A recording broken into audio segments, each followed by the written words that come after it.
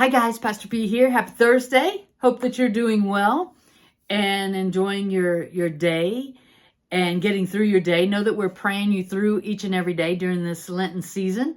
So I'm excited about the things that God is doing in your life. Thank you, so many of you sharing different things, and I just love that. So please keep sharing, keep out there being who God created and purposed you to be and to do.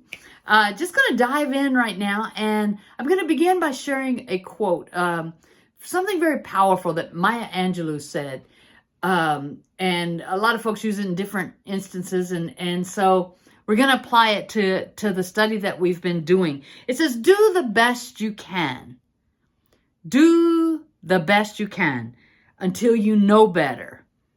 And then when you know better, do better. When you know better, do better.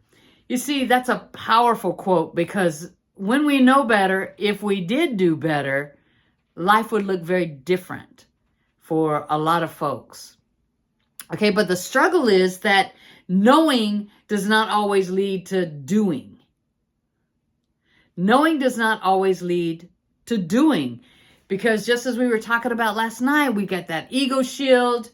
We know that if I go into work today, or I go into class today, or I go into, rise up and in my relationship begin to speak into the day and put that ego shield to rest and pulverize that thing and get rid of it, I'm taking a huge chance. Okay, I'm taking a huge chance with that. So I step out and trying to find out where I fit in, okay? And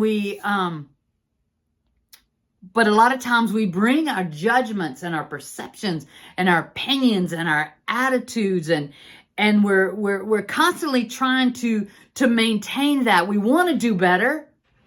Okay, remember Paul, why does I do the things that I do not want to do? Those are the things that I don't want to do, but I keep on doing. Romans 7. It's that place. But yet we know better, and we want to do better. We want to have action with this. A lot of times we have to just do it by doing it. Okay? By dropping the ego. Like we were talking about yesterday, not approach every situation with this ego shield and bring something that we're not just to try to fit in. Okay? And so one thing that I wanted to really touch on this evening, and I won't keep you long, I promise. It comes from Genesis 1. The passage I want to share with you today. You remember when God spoke things into existence? If you look at Genesis 1, it is one of the most powerful chapters in the entire Bible. Those that are drawn to the Bible, if those of you who may not have read it, in it, God speaks about that creative journey that God was on, and God created light just by speaking it. God created the earth and the waters and the animals and everything just by speaking them into existence. And then God comes around to the about the 26th verse, and God spoke, let us, the collective us, the Father, Son, and the Holy Ghost of us, okay, the Creator, the Christ, and the power, let us make human beings in our image, in our imagination. Let's form and fashion human beings to be like us, in our likeness and image, to make them reflecting our nature. And God did it, and it was so. Okay? And what's exciting about that is God didn't go back down the line somewhere and take away that creative power, or did not take away that unconditional love, and did not take away that powerful force, that the same power that raised Jesus from the dead lives and abides and dwells within inside of us. God never took that away. So here's the kicker. Even in the hardest situations that you're going through, job-wise, relationship-wise, just getting up and every day, that self-same presence is within you. Whew. Think on that for just a minute. Now, a lot of times we like to form and fashion what we think other people have.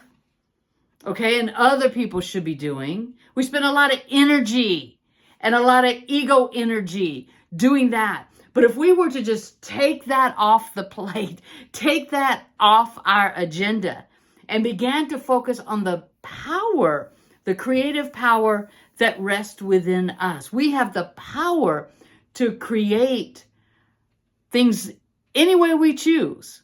Okay? Your words have power. Your words are a creative force. So you must use them wisely.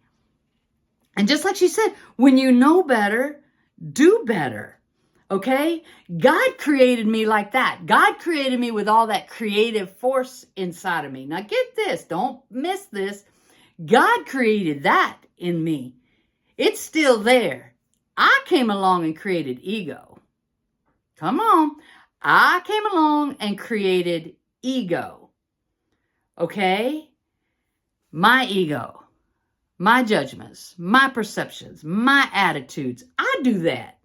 Other people don't do that to me.